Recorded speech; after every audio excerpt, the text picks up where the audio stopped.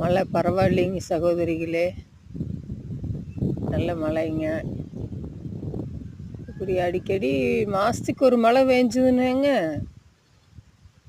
மரம் நல்லாயிருக்கும், தண்ணி கஷ்டமும் இருக்காதுங்க. விவசாயிகளுக்கு மழை தான் முக்கியமுங்க. மாடுகளுக்கு தீவனமெல்லாம் பிரச்சனை இருக்காதுங்க. மேவெல்லாம் நல்லா மழை பெஞ்சா நல்லா மேவு வளருமுங்க. மாட்டுகளுக்கு பஞ்சம் இருக்காதுங்க. நல்லா தீனி சாப்பிட்றதுக்கெல்லாம் ஆடு மாடு எல்லாம்.